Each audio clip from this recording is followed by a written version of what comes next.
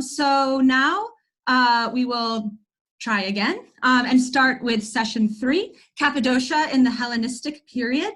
And our first speaker today is Oleg Gabelko from the Russian State University for the Humanities in Moscow. And he will be speaking on the first dynastic strife in Hellenistic Cappadocia, Ariartes V versus Orofernes. So Oleg, if you could share your screen with us. Thank you. Let's try. Wonderful. Okay. A dynastic rivalry between Ariarathes V and Orofernes could be estimated as one of the most interesting episodes in the history of internal politics in the Hellenistic Cappadocia, the state with strong Iranian political and state tradition. Events also had far-reaching repercussions on the world stage, affected the interests of the neighboring states, Seleucid and Attalid kingdoms, first of all, Rome and the Greek polis. This dynastic strife crisis is covered fairly well in the sources, epigraphic and numismatic, a very rare case, really. It is all the more strange that though considered and more often just mentioned in general studies, these events seldom become a subject for a special analysis. The main idea of this paper is to clarify the fate and the circumstances of the death of Orofernes. It should be noted that in assessing the state of the written tradition, the situation here is not as simple as it may look. Polybius was best aware on the between the two Cappadocian rulers, which is not surprising as he was their contemporary and a good acquaintance of the Seleucid king Demetrius I, one of the main characters in the wings of the Cappadocian drama. Nevertheless, the historical sympathy for Ariarathes V, Demetrius' rival. This gives cause to speak about his partiality, which should be exaggerated, as the episode with Ariarathes and Prienus shows, where the Cappadocian king appears certainly not at his best. Badly damaged, the text of Polybius' books of the 4th decade unfortunately prevents us from reconstructing the integral picture of events. Authors Diodorus, Livy, Appian, who in all probability based on the Polybius text, actually fill the gaps. Yet there are grounds to assume that Diodorus was not fully dependent on Polybius. His version of the dynastic history of Ariaratid kings is different, which derives from the phrase the Cappadocian kings say, that suggests that Sicilian historian might have used certain records in the court historiography. If to assume that the latter was formed after Polybius and completed his works in the second half of the reign of Ariarathes V, it becomes clear how Polybius and Diodorus could use and pass slightly different information. The problem of dating the Cappadocian calls for a separate consideration. The scholars usually date the events by 158, 106 BC. I prefer the earlier dating, about 160, 158. Unfortunately, here the detailed argumentation because of reason of time.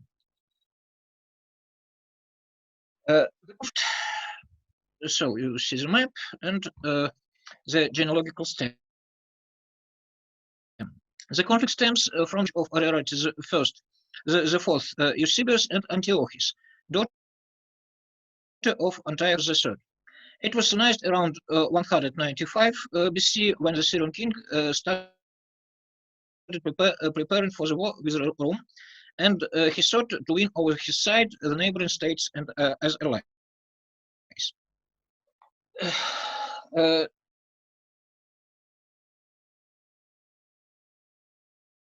Diodorus tells about the beginning of the events in the story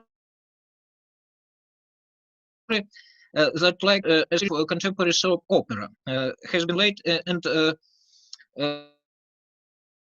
as it seems, it was falsified later. The situation pictured by the existence of two false sons of the king, of whom he was absolutely unaware. The machinations of his wife looks really unlikely, though ideally fitting for the interests of the young brother, Mithridates, later Ariarathes V. But never, despite he was the youngest brother, he got the right to success. The oldest of the three sons, of three sons of Ariarathes the fourth, Ariarathes was sent to Rome, and the second, Raphaelis, to Ionia. The rivalry between the brothers evidently derived from their mother, who encouraged the elder brothers, while Ariarathes stood the youngest one. The throne title of Philopator he chose when taking the throne just to this. The assumption that there existed a strong Seleucid group at the Cappadocian court headed by Antiochus also seems reasonable. After failing to implement her plans, Antiochus returned to Syria, where she was soon assassinated together with her daughter. And Mithridates, since his eldest brother had left in Cappadocia, probably in accordance with the wish of his father, changed his name accordingly, accumulated royal practice, and ascended the Cappadocian throne. Probably after his eldest brother, the primary Ariarathes sent to Rome, had died, or more likely through a certain agreement with him that guaranteed his rights for the throne. Ariarathes the fourth died in 100, and was succeeded by Ariarathes the fifth, who immediately got down to business. Enlisted support from the nobility, evidently the same Cappadocian people who will often play a certain role in the governance of the state, sent a legate to Rome that received a warm welcome in the Senate and from Tiberius Sempronius Gracchus, who then visited Cappadocia himself. Then Ariarathes sent a second legation to Rome. A gold wreath that cost 10,000 gold coins were present to the same. As a very important measure, could be estimated his demonstrative refusal to marry Demetrius Soter's sister, to mercy the of Roman envoys who urged him into. For she was the very same Laodica who had been married off to Perseus, and after the collapse of the Macedonian kingdom, returned to Syria. Later, Demetrius perhaps had married her himself. Demetrius, offended by Ariarathes' refusal,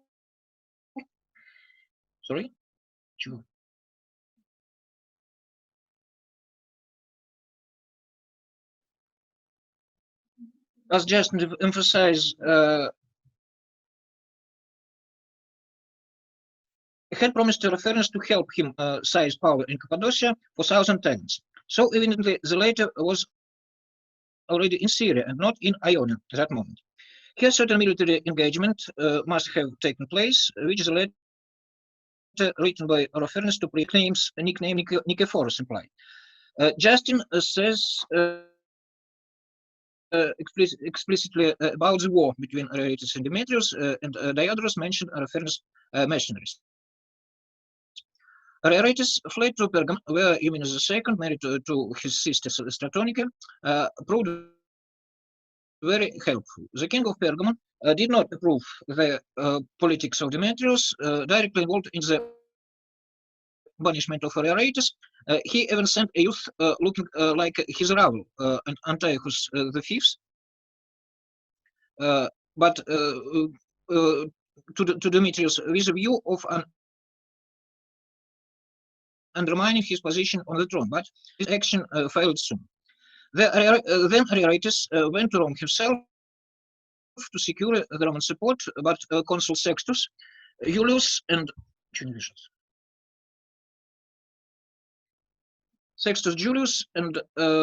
Lucius Aurelius showed lack of a good disposition toward him, favoring Holofernes envoys Timotheus and Diogenes and Demetrius envoy Miltiades. Polybius notes that Ariarates's rivals were important and had no aversion to telling lies, but the Senate may have been predominated by the fact that Ariarates's was the Hellenistic who broke the ban for kings to visit Italy, which had been imposed when Euxinus visited Rome several years ago. Moreover, one cannot exclude the impact on the course of events of the strife between different political factions in the Senate. As a result, a compromise judgment was delivered.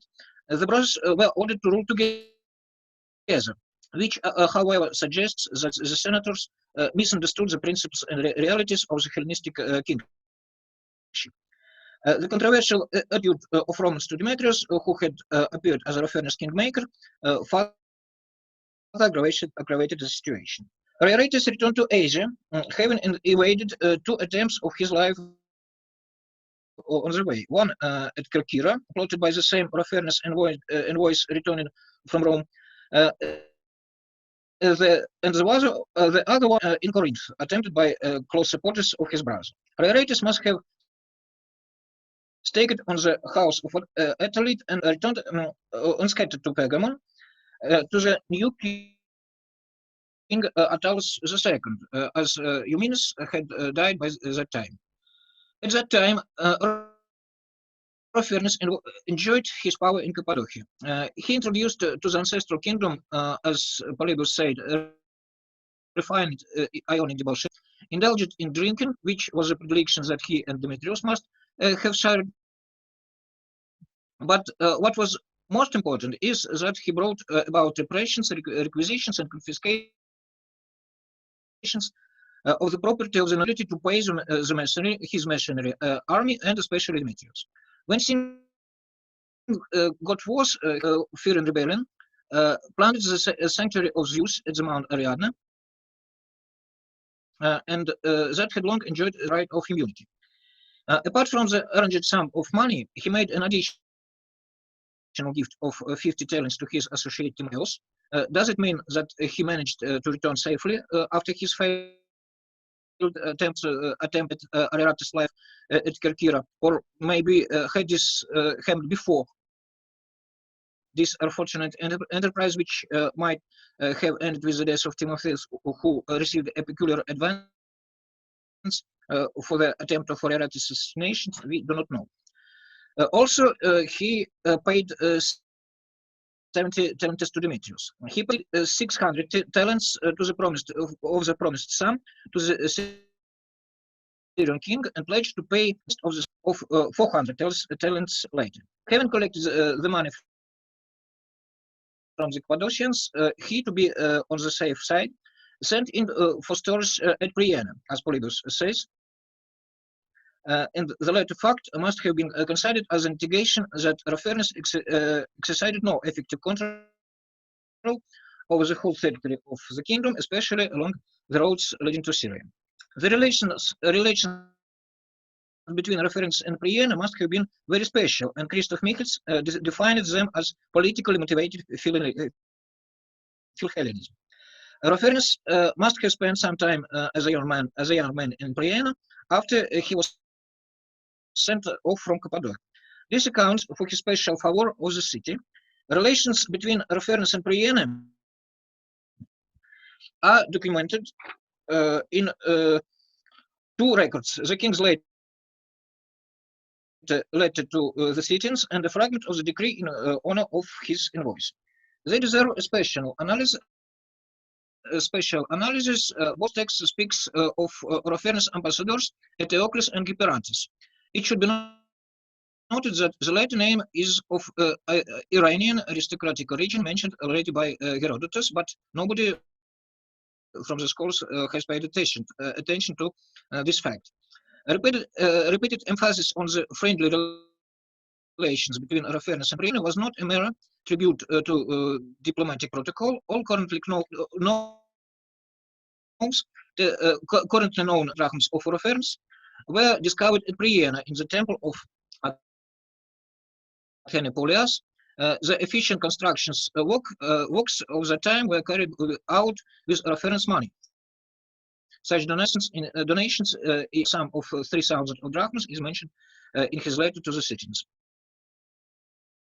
Subsequent return of Ariarites to Cappadocia, unfortunately we know nothing of the details, appeared first political actions for Attalus, drawn after the brothers' death. The banishment of Holofernes from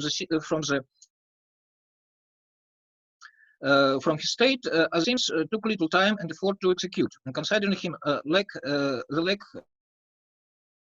of popularity in the country.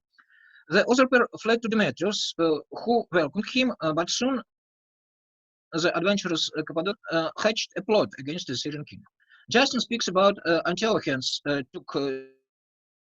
taking part in the rebellion, but other sources say nothing about this fact.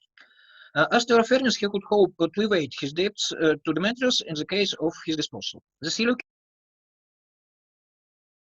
nevertheless arrested him and sent to prison in Seleucia, but he spared his life, intending to use him sometime later against Ariarites, as Justin tells, and one possibly to add with the hope to get the money Holofernes obliged him. Meanwhile, Ptolemy, Attalus II, and Ariarites plotting against Demetrius pushed for Alexandru Ballas as a pretender to the throne, which in the end brought about the dethronement and death of Demetrius. From that moment, direct evidence of Holofernes' fate is missing. It is common to think that he had died in prison and could hardly outlive Demetrius by many years. Yet we have grounds to doubt this this proposal and offer an of the final stage of the career of unfortunate Cappadocian usurper. Polybus gives a fully detailed account on the attempts of Ariarites and his ally Attalus made in order to retrieve the same talents Holofernes had given to them to store, which was undoubtedly very urgent, for the treasury had suffered from Holofernes' action. At first, Ariarites took diplomatic measures, and then he was compelled to use the force. The historian, in general, sympathetic to Ariarites, condemns the cruel and just acts of the young king supported by Attalus. It is clear that this happened after Holofernes had been pushed off from Cappadocia, but surely before the war unleashed by Prussia II of Bithynia against Attalus in 156 BC. The citizens of Priene had turned to Rhodes for help and then to Rome, but as it was to note, not to Prussia II, who was a long time intriguing diplomatically against the Attalus, both in Rome and in Asia Minor, without doubts prepared himself for the war against Attalus II. Despite the several difficulties caused by the war with the force of two kings, Priene was strongly fortified, and it was difficult to. It was really impossible to take it by the storm. But the Priene somehow managed to fulfill their obligations to Holofernes and pay back the money, as Polybus tells. When and under what circumstances could it happen, and where was Holofernes at that time? The most probable answer seems to be as follows. Driven off from Cappadocia by Attalus and Ariarites, immediately set out on his journey to Demetrius and Syria, as Justin gives to us to understand. He must have stayed there for quite a long while. Yes, I'm finishing. Okay, great. Wonderful. Thank you. Wonderful. During the time, his enemies conducted a siege of Priene, when Priene sent legations to Rome, to Rhodes, and then to Rome, and most importantly, after the response of the Romans on the ongoing events, which resulted in accepting the Senatus Consultum. It must have been the diplomatic intervention, and Holofernes needed time to learn about its favorable result that allowed the Cappadocian exile to exercise his rights with the help of the Lord of Priene. it is likely that at the time he had already managed to get involved in the plot to topple Denis, as Justin asserts, and to have spent some time in the dungeon. Since the conditions of his imprisonment in Seleucia, according to Justin, implied his release, it is likely that Demetrius, when he learned that the siege of Priene by Ariarete Attalus had finished and the problem of the 400 talents stored in Priene could be resolved, the mutual satisfaction of Araphanes and himself, allowed his prisoners to go to Asia Minor and take possession of money which he had to pay back to Demetrius. This is how Araphanes had got entangled in his last venture that brought him to his death. This is the way we can interpret Polybius' indications that it was greed that deprived him of his kingdom and his life. In this case of the days of prison, it would have been perfidy, as Justin says. Another passage related by Athenaeus should be interpreted the same way. Araphanes and Timotheus, probably one of his friends, probably either the above mentioned Timotheus or his brother, since these Greek names sound very similar, had a round flag, a flag which sowed discord between them. We cannot say anything definite about when, where, and how Araphanes found his death, yet it seems very likely that he died not in the prison. Thank you very much. Thank you very much, Oleg. Try the clapping. Okay, wonderful. So we'll move on as we'll have questions at the end. I was just speaking with Mele, and it doesn't seem like people can see a sign like this if they're sharing their screen. So we'll try to figure out a way to interrupt people without being too rude once we're getting toward the end of time. So Olje, are you here? Yes, I'm here. Hello. Okay, wonderful. Hello. So if you're ready, I will introduce your talk. So next we have Olje Zengin Koşan from Cumhuriyet University in Sivas, Turkey. And she will be speaking on the history and archaeology of northeastern Cappadocia, southern Sivas, from the Iron Age to the Roman period. So welcome and thank you. Thank you. Can you see the excuse me. Can you see my screen, my PowerPoint? Not yet. Not yet. I'm sorry. No, take your time. Okay. Okay. Yes, we can see it. Thank you. Yeah. Okay. Yes, Sivas is Turkey's second largest province in terms of land area, and it is located in the east of central Anatolia, between Halis, Iris, and Euphrates basins.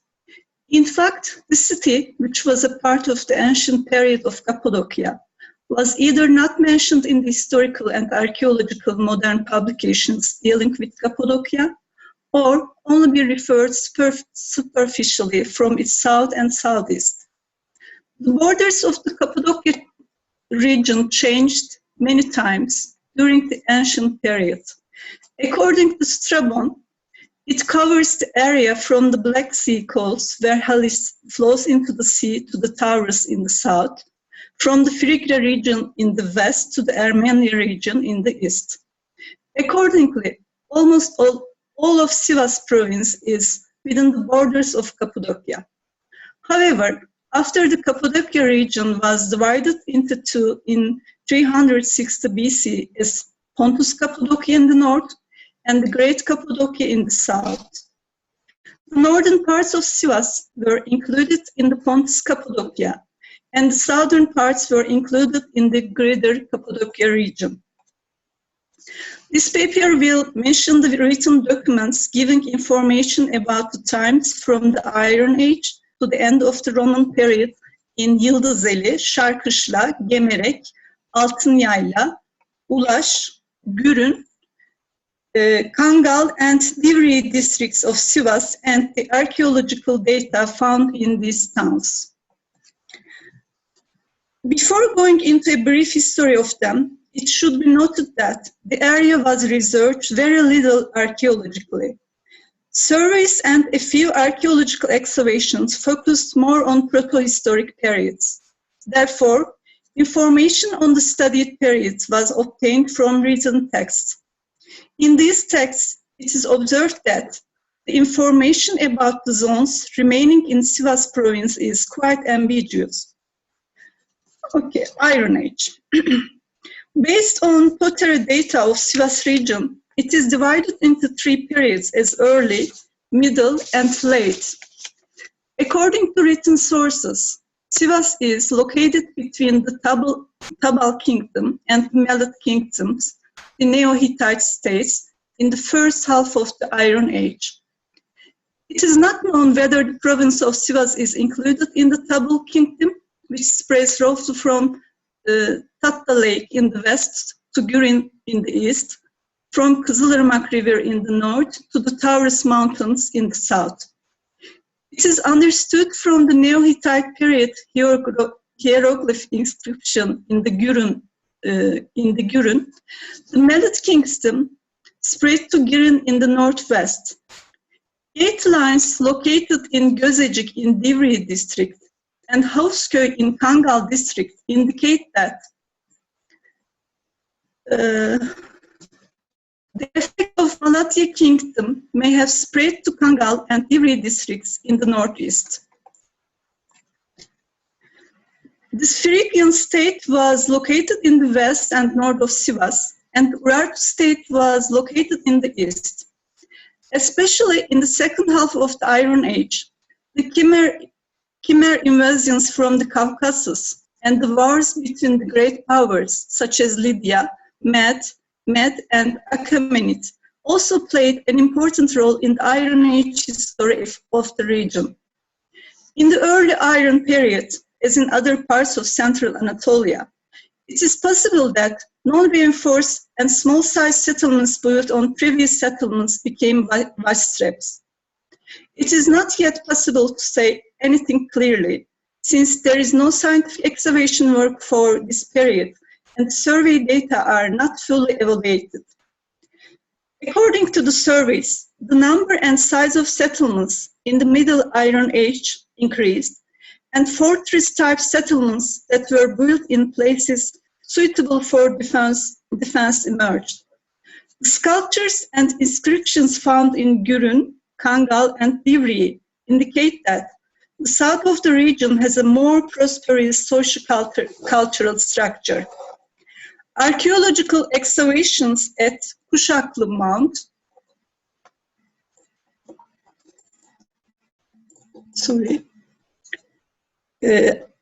in Altınyayla district have strengthened the information on the Middle Iron period of the region. The 5th, 6th, and 7th layers of the mount are dated to the Middle Iron period. The mount was not occupied for a while after the layer 4 dated to the Hittite Empire period. There are findings indicating that there was a valley settlement dated to the 8th century BC in the north of the mount, next to mount. When it comes to layer 6, a settlement dated to the end of the 7th century and beginning of the 6th century BC was unearthed in the Acropolis part, in a settlement with the appearance of a small village without fortification. The houses were arranged at straight angles to each other, and new houses were added as needed. It is thought that these houses have been allocated land by an authority according to the social status of the people. However, questions such as the characteristics of this authority, whether the village settlement is independent or dependent to a large city, have not been answered yet. This village settlement was abandoned for an unknown reason, and after a certain period, a fortified garrison or outpost in the layer 7, dated in the mid-century 6 BC, was built. It was concluded that a long-term use was not intended as the fortified structure was built with slopy mud brick blocks on a low stone foundation. A watchtower was built on the highest part of the Acropolis. In this layer, as in the previous layer, people lived on agriculture and animal husbandry. Uncovered Urartu vessels and most probably Greek origin, a small jack and an amphora painted with an S loop indicate that commercial life is active in the region. The 7th layer ends with a sudden and violent attack. Okay. Before moving on to the Hellenistic and Roman periods, I would like to mention that my specialty is not classical archaeology. I'm an Near Eastern archaeologist. My main motivation for preparing this lecture is that the region has many settlements, necropolis, tumulus, etc., belonging to the classical period, and I see that their destruction has been accelerating in recent years. Unfortunately, there are no archaeological research focusing on the classical period in the region. With this paper, it was aimed to draw the attention of classical researchers to this very rich but unexplored region. For this reason, I would like to hear from you if you have any warnings about possible chronological and historical information errors in the current ongoing literature research. Hellenistic period.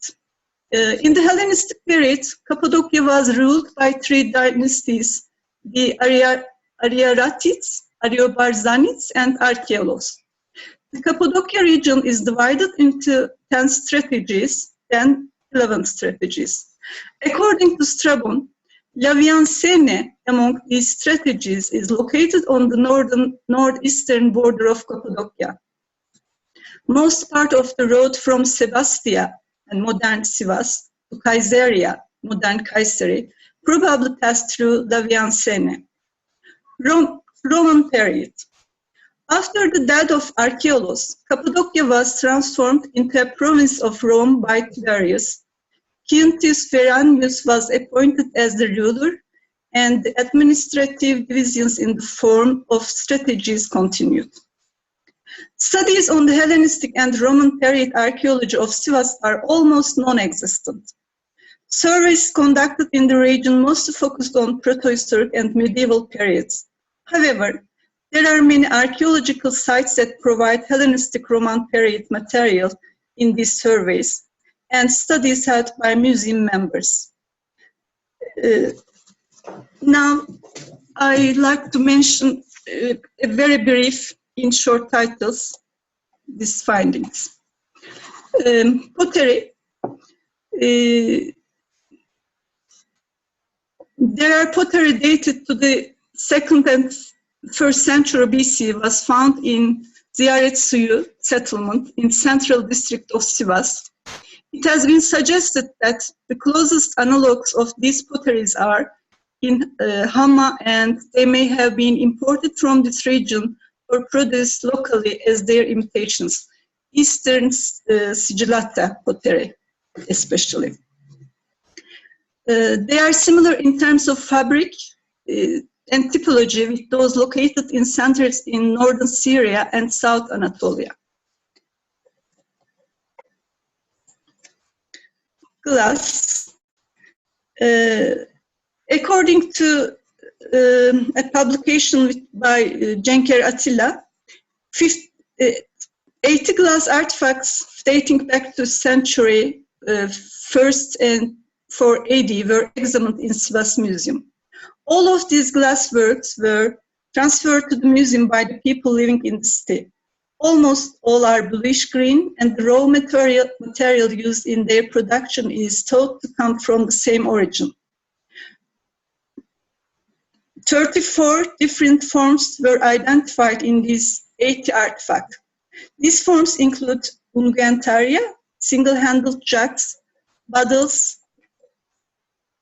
vases, miniature jars, bowls, glasses, and lamps.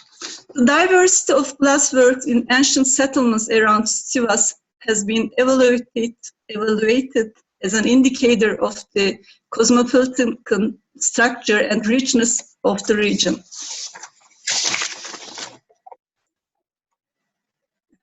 And also there are Roman inscriptions from Sivas museums. They are dated 3rd century AD, usually. And Roman mosaic floor from Gürün, now at the Sivas Museum.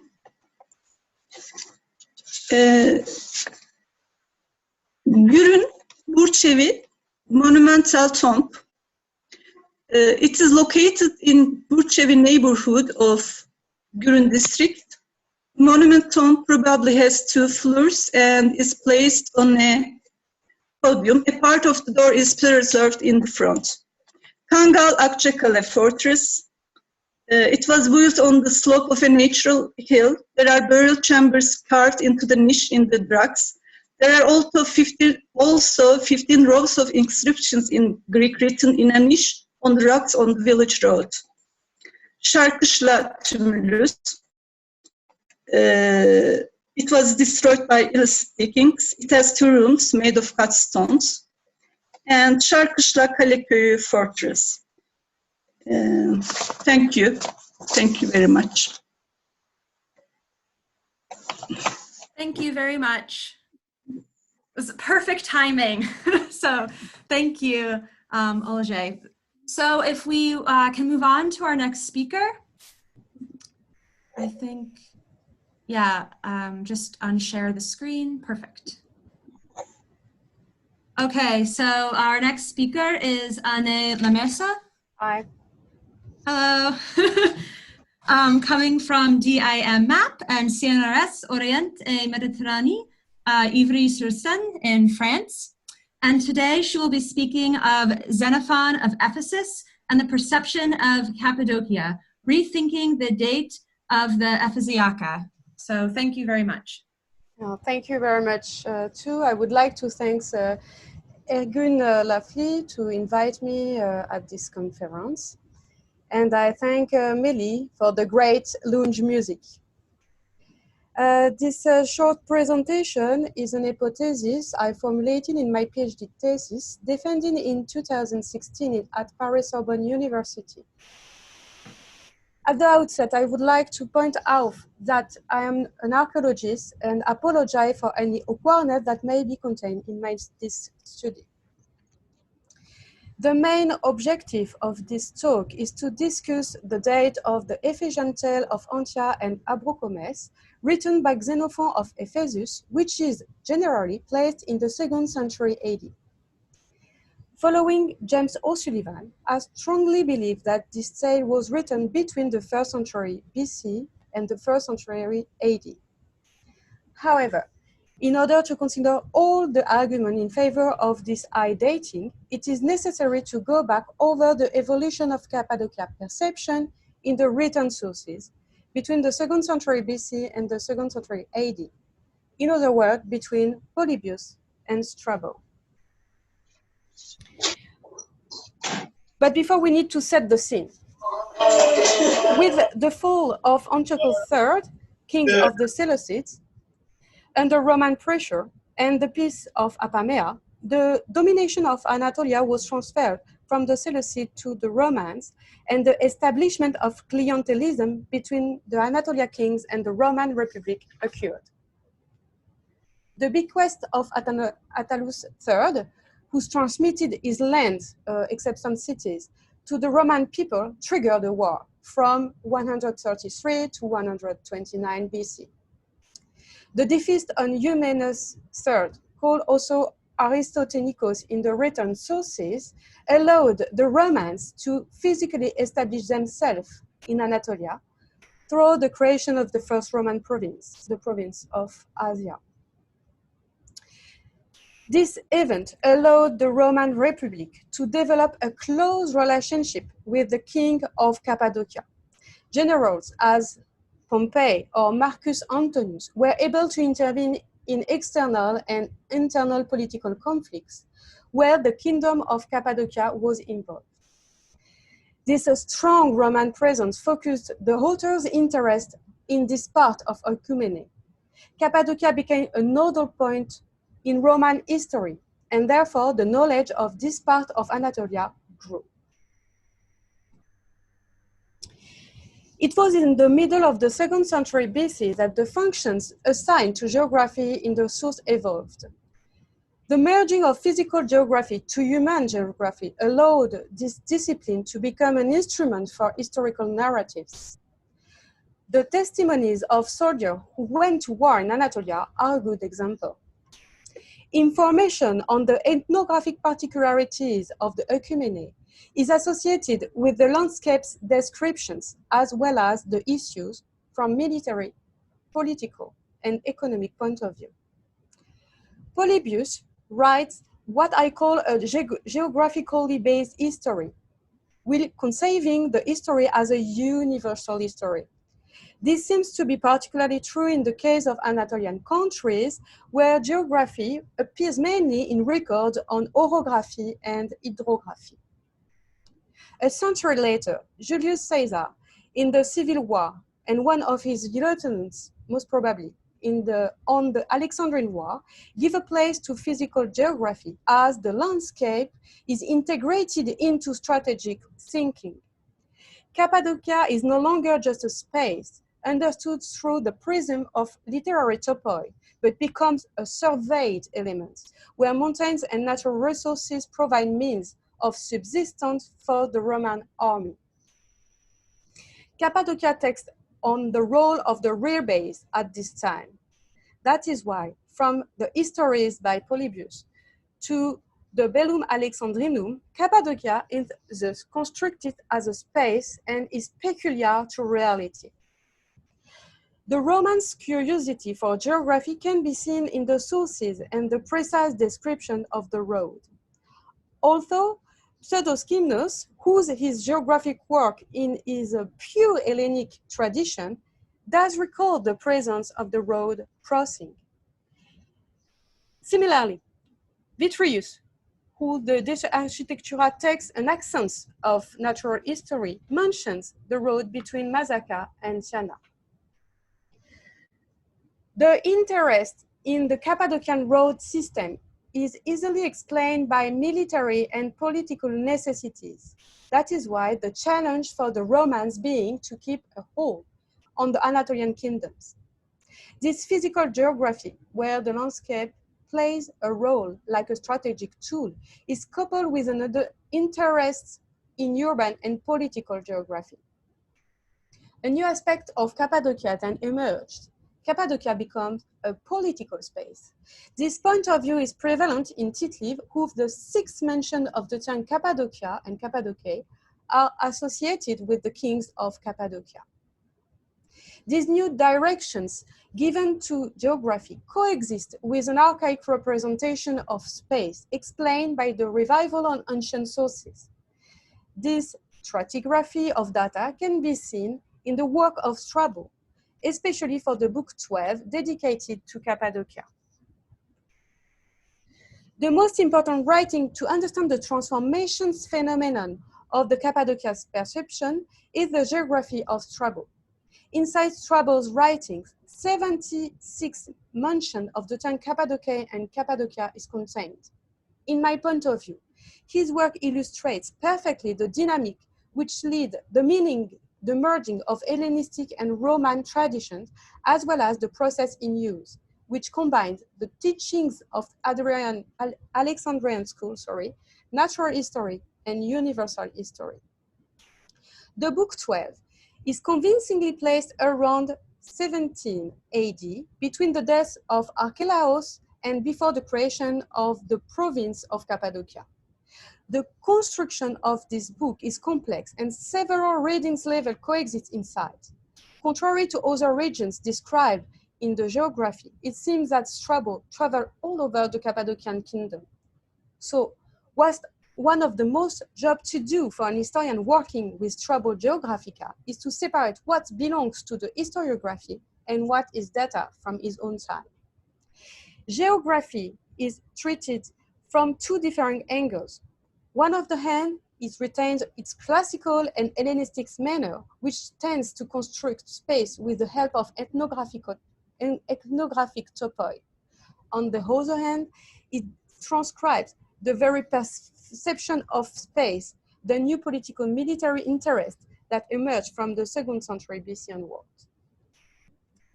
Now, back to Xenophon of Ephesus. These double traditions of geography perception, Hellenistic and Roman, developed in Strabo's work lead me to question the dates of Xenophon of Ephesus, whose life and work seems to raise many problems. Only one article contained in Suda Encyclopedia is devoted to the authors, and many researchers challenge its biographical elements. The author should not be named Xenophon and does not appear to be from Ephesus. Only the date of the work was certain and placed in the 2nd century AD. However, in 1995, John O'Sullivan proposed a much higher date than that generally accepted, around the 1st century BC to the 1st century AD. Based on the formulations of the text, which he considers archaic rather than an expression of awkwardness, he demonstrates that the text is a written version of a spoken novel and hypothesized that the tale would be a transitional writing. This hypothesis seems to be verified also by the context in which the term Cappadocia and Cappadocia are used. These terms appear 3 times in the text, Book 2 and Book 3. The wording says by Obrocomes, let's leave Cilicia and head toward Cappadocia and the Pontus, might be a clue to place the Ephesiaca before the 2nd century AD. As pointed out by Professor Casia, among others, the Pontus and the Cappadocia are united inside a same Roman province at this date. We can place this phenomenon at least between the reign of Trajan and the reign of Severus Alexander, when inscriptions about the unification seems to disappear. The sentence suggests that the Pontus and the Cappadocia are 2 separate entities. This could be an archaism of Xenophon, but we think that it might be reflecting the situation when Xenophon wrote his text, composed before the 2nd century AD. The abundance of food and the richness of Cappadocia large village are highlighted inside the text. This element is repeated twice in the Book 3. It can be read into a topos, as we explained before. It came from the presence of the Roman army settled in the region and using Cappadocia as a rear base. We consider this fact as a new intel to place the Ephesiaca between the 1st century BC and the 1st century AD, because this topos is used by Cicero, the anonymous author of Bellum Alexandrinum, as well as Strabo.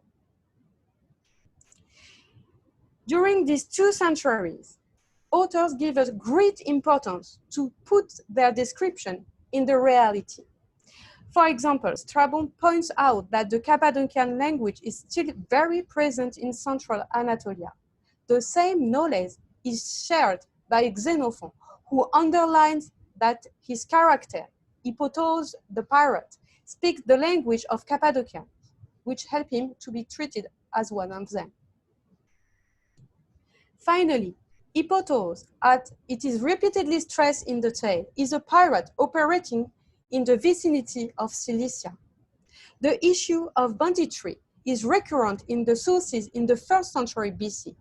As Ariel Lewin highlighted, Cilicia was elevated as a Roman province in order to establish the presence of the Romans in the south part of Anatolia, and also to get rid of the piracy that particularly affects the region. We consider these three elements upgraded the possibility to place the Ephesiaca between the 1st century BC and the 1st century AD, as proposed by James O'Sullivan. Can we be more precise inside the geographical range? With all of necessary precautions, because this is a working progress research, we would like to share an idea here. In two times, Xenophon mentioned the term Mazaca.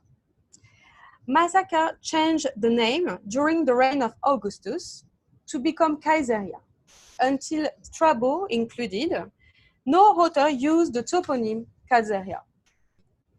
The term Mazaca disappears or used with the new name Caesarea until the late antiquity, when some authors decide to adopt again this archaic toponym. It is tempting, therefore, to place the Ephesiaca before Strabo, before the chapter 12, in the 1st century BC. To conclude, it seems accepted now that Xenophon of Ephesus may have constructed his account before the middle of the 1st century AD. In his tale, we observe the shift from an Hellenistic representation, space representation tradition, which is very ethnographic, to a Roman representation where space takes shape and comes to life. In my point of view, the example of Cappadocia provides an additional element to confirm the high dating of the Ephesiaca. Thank you very much. Thank you. Thank you very much, Anne. Wonderful. So we're completely on schedule. So our last speaker for this session is Margarita Casia. Are you there? Yes. Yes. Hello, Margarita. Hello. So our last speaker is Margarita Casia from the Universitatea Constanța in Italy. And today she will be presenting not only horses, beasts of burden in Hellenistic and Roman Cappadocia. So the floor is yours. Thank you very much. I'll try to. I hope you see my PowerPoint, and I want to thanks to Professor Ergun Laflı for having invited me, and I start at once. The fame of Cappadocia as a region of origin of valuable race horses destined for military purposes, imperial post service, and eluded circenses is well known. But here I wish to discuss a much lesser known aspect. This is the present in the region of beasts of burden, documented from the Hellenistic age to the late antiquity, and used in transport of people and goods over long, medium, and short distances, but also used to alleviate men's efforts during agricultural activities. Let's start with the mules, donkeys, and hinnies. The prodigious fertility of the female mules of Cappadocia, generally considered sterile animals, and as the hybrid fruit of the crossbreed between a donkey and a mare, was already known to the pseudo-Aristotle. He says, "En Cappadocia facin emionus einai gonimus." Theophrastus, in a passage handed down by Pliny the Elder, confirms the singularity of this species of female mules, as you can see in a slide. As we learn from Strabo, the Cappadocian mules were already part of the annual tribute paid to the Persians. Strabo himself mentions that in Garsawaitis and Morinene, ancient Cappadocian strategies which, together with Chamanene and Tionitis, from a geomorphological point of view, corresponded approximately to the peculiar and well-known rock and underground habitat of the region, the land offers pastures to onagers or wild donkeys. The presence of these animals is also attested in an area that, without failing with the territorial limits of Cappadocia, does not seem to be a real strategia, the Bagadania or Bagadaunia, an arid plateau, desolate refuge of wild donkeys between Mount Argeus, today Encirs Dagi, and the Taurus. Pliny also speaks in his Naturalis Historia of the onagri, which wouldn't cross limitem qui Cappadociam a Cilicia dividit. The good quality of the Cappadocian donkey is praised by Apuleius, who, in the Metamorphoses, says that when the auctioneer was asked about the origin of the animal, which in truth is the same protagonist, Lucius, transformed into a donkey, Atille Cappadocum me et satis forticulum denuntiat. He claims that I'm from Cappadocia and quite the dynamo. Numerous references can also be found in Gregory of Nyssa, who, beyond the edifying purpose of his writings, must certainly have had in mind geographic context and socio-economic dynamics tributable to this region of origin. In the ascetic homily, Adversus eos qui castigationes egre ferunt, the Cappadocian father combines the image of the slow donkey with that of the strong mules and the big camels. The same concept then returns in the encomium in the Quadriginta Martyrs too.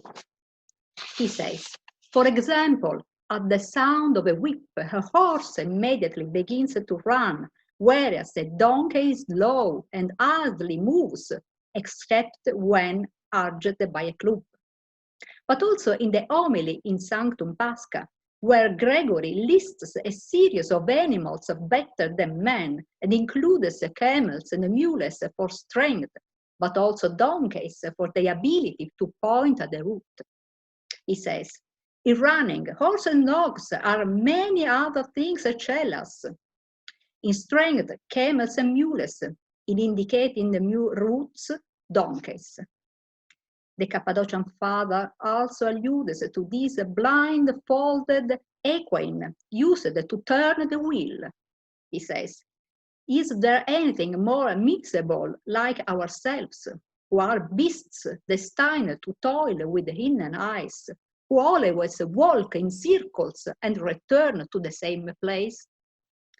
Beyond these edifying contents, the testimony of Basil himself appears even more adherent to their economic and social context, when he includes among the wealth of the great Cappadocian owners a multitude of mules divided by the core of the foot and guided by the copious staff who precedes or follows the rich person, as you can see in the slide. All the trousseau of the notable is also listed in the homily Quod rebus mundanis aderendum non sit about the story of Job.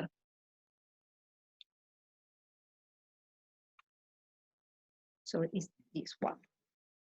Basil, in a letter addressed to the governor of the province Elias, this is the next one, in 372, asked both him and the emperor for authorization to self-administer the churches and their wealth, in order not only to erect sumptuous house of prayer for God, but also to build hostels for foreigners and places of care for sick travelers, to whom the bishop doesn't consider improper providing comfort, thanks to doctors, transport animals, and stretchers bearers.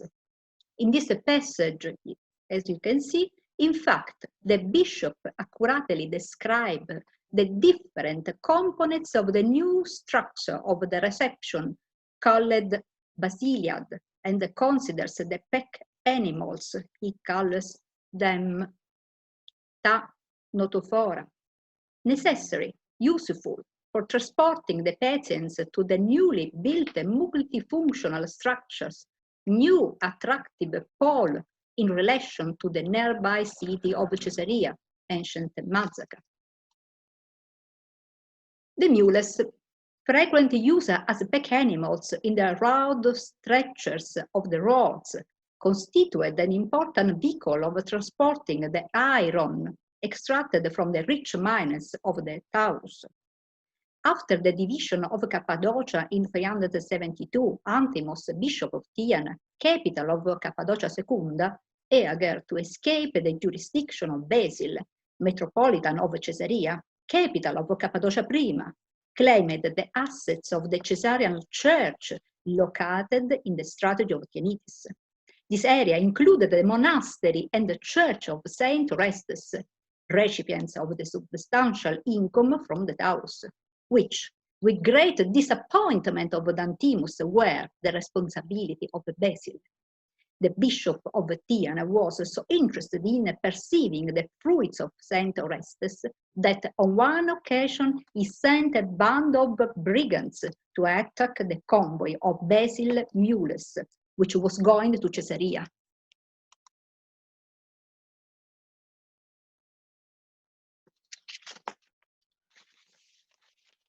And Basil himself then sends a letter to a widow to apologize for having used a loan of female mules for too long.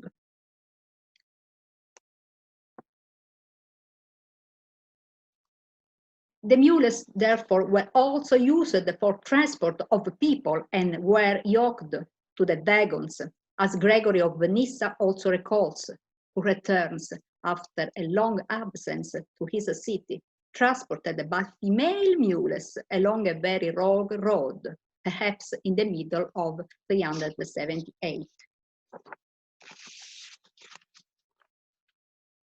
Of great interest is a passage of the Oration 8 for the deceased Gorgonia, in which Gregory of Nyssa remembers a terrible accident that occurred precisely to his sister, when the vehicle on which she was traveling overturned because of the mad mules.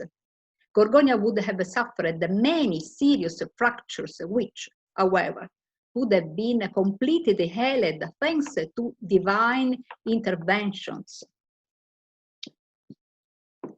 Still in Cappadocia must have been Innis, hybrid specimens born from the crossbreed of the excellent Cappadocian horses with the female donkeys and used for the transport of people, as we learn from a letter by John Chrysostom addressed to Olympias at the end of 4004.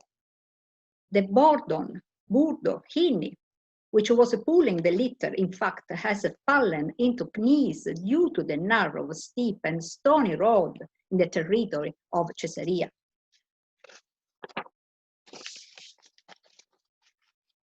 But now let's speak about camels. In addition to the passages of the Cappadocian fathers already mentioned regarding size and strength of the camels, in Adversus eos qui castigationes egre ferunt and in Sanctum Pasqua of Gregory of Nyssa, as well as their present in the supply of great honor.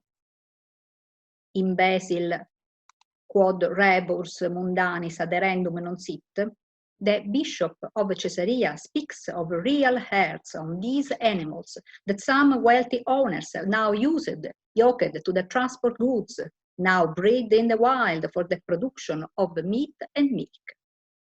Herds of camels, some bearing burdens, others bearing nomads. A future destination for the use of these animals is evident from Basil himself, who recommended in 3073 to Antiochus, nephew of Eusebius, ton de adelphon ton epi tasse camelus, the brother who is in charge of the camels. According to Ramonteja, the indication would be an evident reference to alguna posta estatal surtida por camellos. Gregory of Nazianzus also describes the camel herds as a status symbol of the rich. How wrote Eric Cooper and Michael Decker, as elsewhere in the Empire, camel caravans had specialist drivers and the camel masters who moved the merchandise of peddlers and wealthy owners around the plateau. A little photo.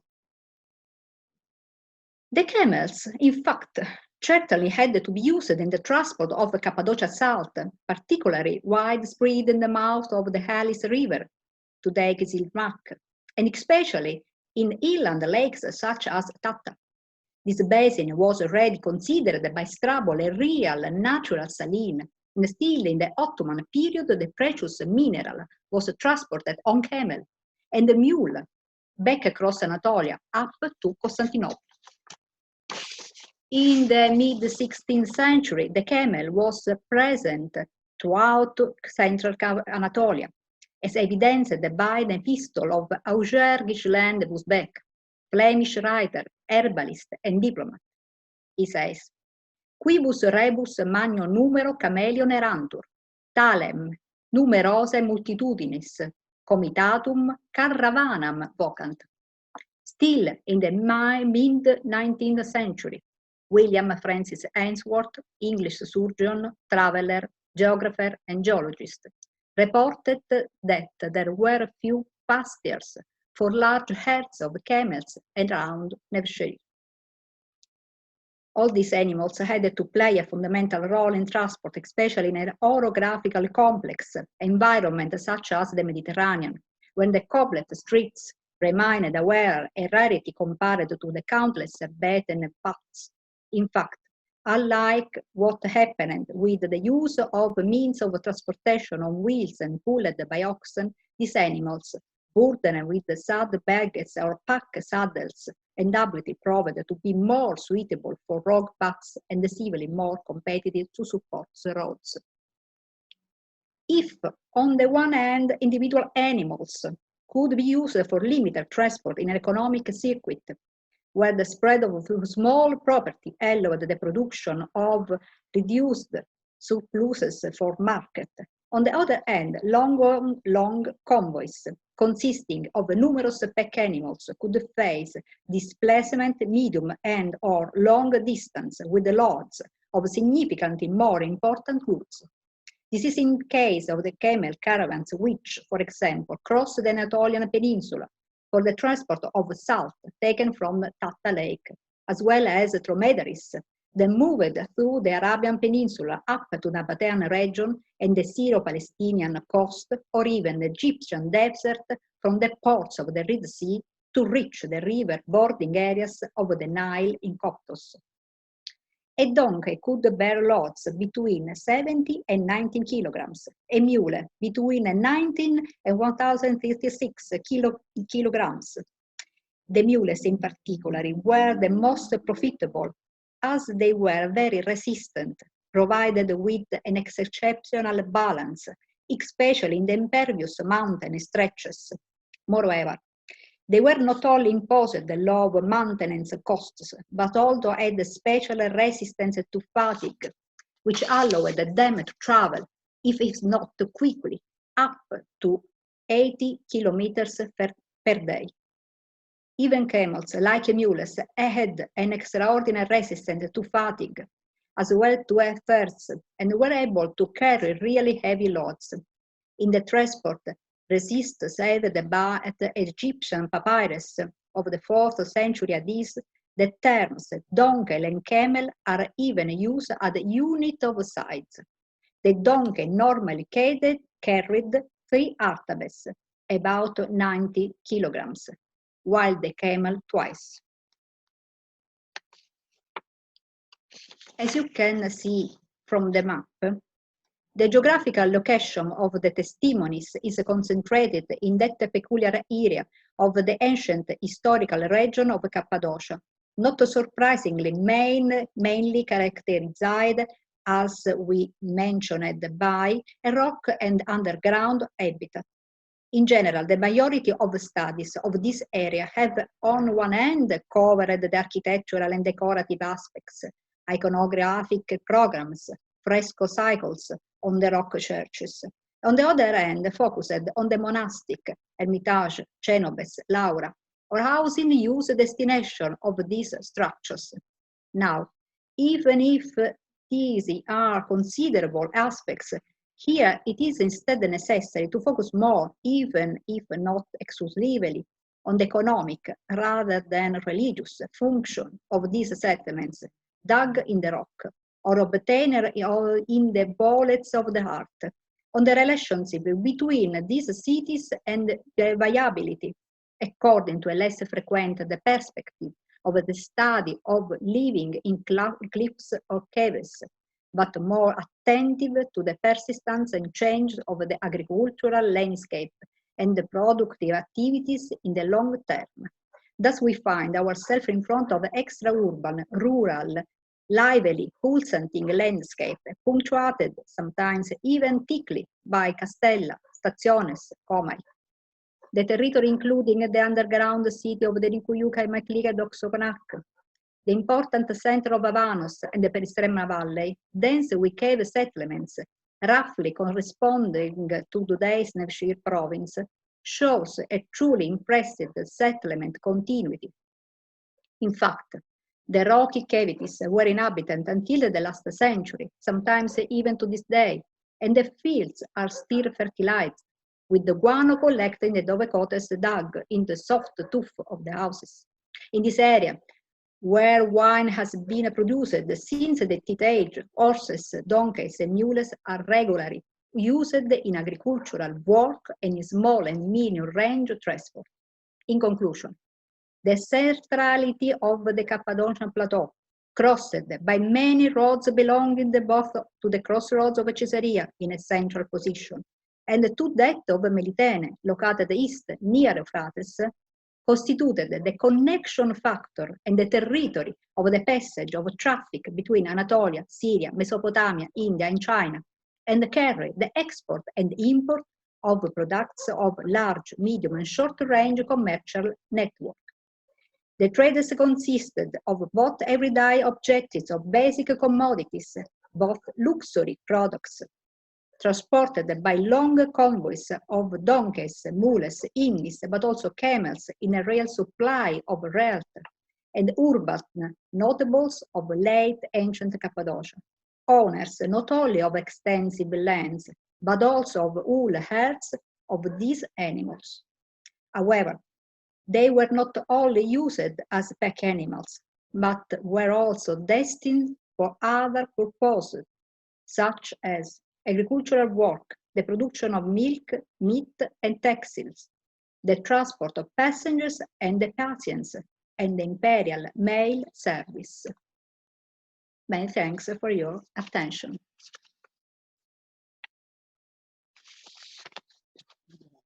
Thank you very much, Margarita. So that concludes the presentation portion of this session. We now have 15 minutes or so for questions. You can either raise your hand on the participants list, or just feel free to unmute yourselves to ask a question, or you can also let me know in the chat that you'd like to ask a question. So I'd like to open up the floor.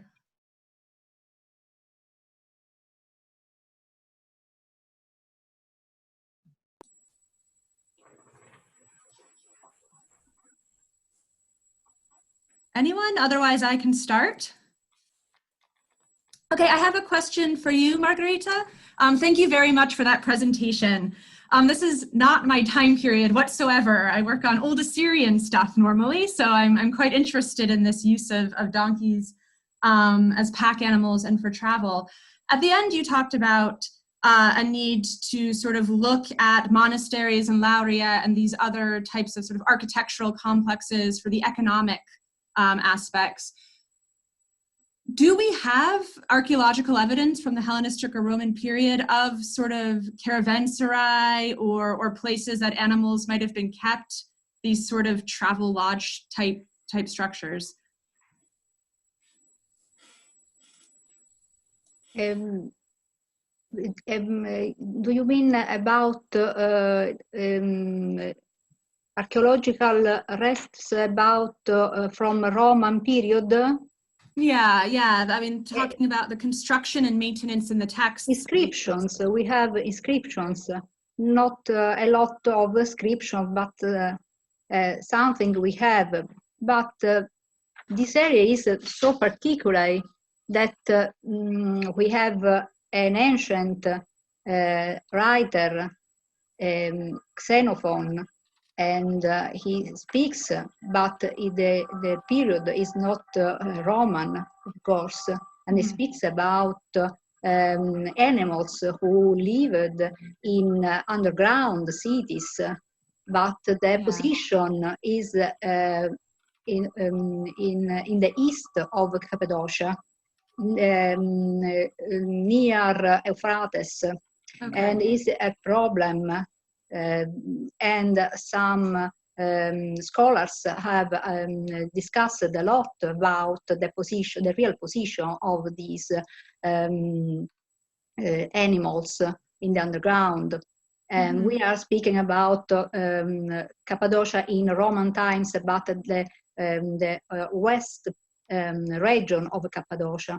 So the strategiai of the west, not of the east. And is we have very little. I found only literary texts, not archaeological. And Roman period is very complicated. Yeah, thank you very much. You're welcome. Other questions? Feel free to just unmute yourself and ask. I can organize it if multiple people speak at once.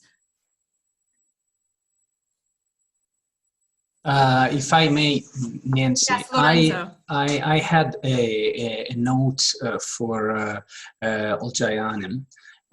She presented a slide with, well, you can call it red slip, sigillat, I don't know how. And if I remember well, she was suggesting a 4th to 1st century for that. That is absolutely possible, and really, if there is something that we are learning these years, is that there are many and different regional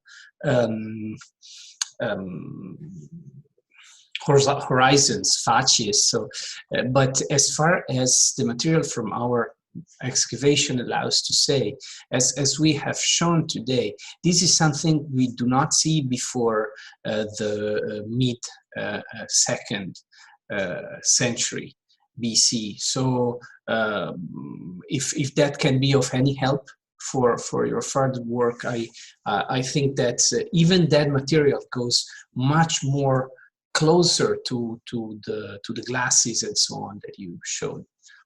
I hope this can help. Thank you very much, Lorenzo. I said I'm not classical archaeologist. I can make some mistakes, but I took these dates from some publication, from some thesis, and this is just I know, but I just want to, some people came to Sivas and classical archaeologists, because I said, you know, it's very rich region and there is no classical research in this area. Thank you very much. Thank you. Athanasia, you had a question? I think you're muted still, Athanasia. Thanks.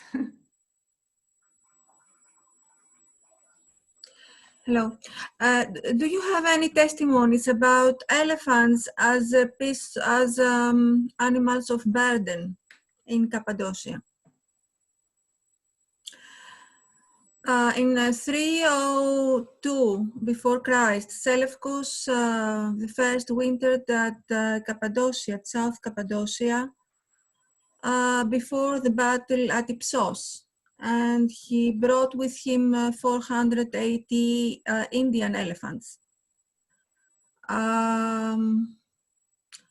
Then we have a testimony, a Roman one, I think, that there was a paradise in Tiana.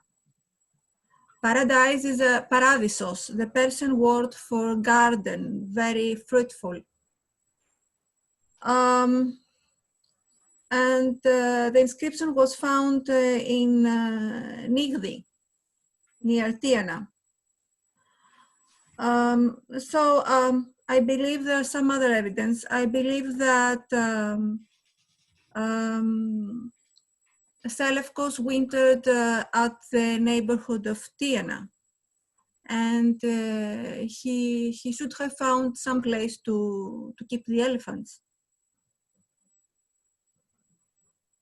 Elephants were not only for war; they were also to carry burdens.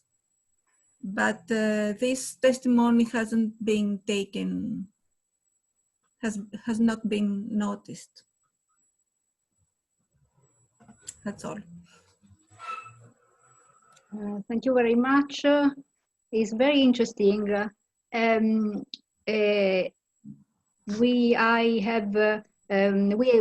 You have seen a slide in which Gregory of Nyssa speaks about elephant with camels and mules and other animals of burden. And I have shown in it, but I can take it again. But elephant need a particular temperature, and it's very strange to find them here. And if I can. Yes, I know, but from the 480 elephants that Seleucus took with him, the 400 survived and took part in the Battle of Ipsos. So if they came from India. They came from India. They came from India. There are two types of elephants: elephants from Africa and elephants from India. They have different forms if you look at them. And elephants from Africa are very difficult to be domated, while elephants from India are easier to use by humans. The problem is that they came in almost every case from India, and they are used in battles in Hellenistic period and even in Roman period. We know that Hannibal had an important elephant, but in Cappadocia is very difficult to find them. But it's very interesting, the inscription you mentioned, because elephants can't live at the higher area of Cappadocia. Well, the interesting thing is that Aniba's elephants died. Most of them died. Yes, just on the way to Rome. But from the 480 Seleucus elephants, the 400 survived. So I believe that there was a paradise near Tiana, and we have warm waters there. And as I have read in Eppelet's book about elephants, they need a warm water bath twice a day. So the warm springs at the area of Tiana would be convenient. Well, they survived. They wintered at the Cappadocia and they survived. That's Thank you very much. significant. Bye. Thank you. Any other questions? Hello, can you hear me? Yes. I would just note on elephants that the Emperor Claudius took a cohort of elephants across the British Channel for the invasion of England. So Claudius was able to get elephants somehow, whether by sea or over land, all the way to the Channel and then across to England, where they were quartered presumably in the city of Colchester. So they can survive in temperate climates. I just throw that out as an additional comment.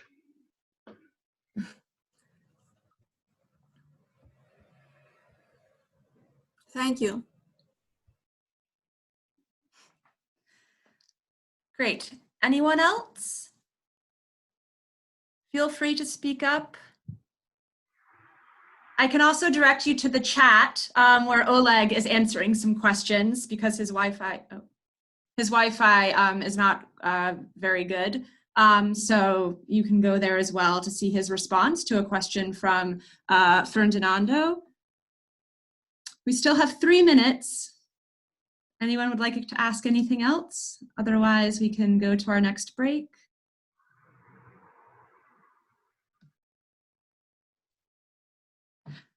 Okay, so I'd like to thank the speakers again then for a wonderful session, as well as Athanasia, who was part of that session but spoke earlier today.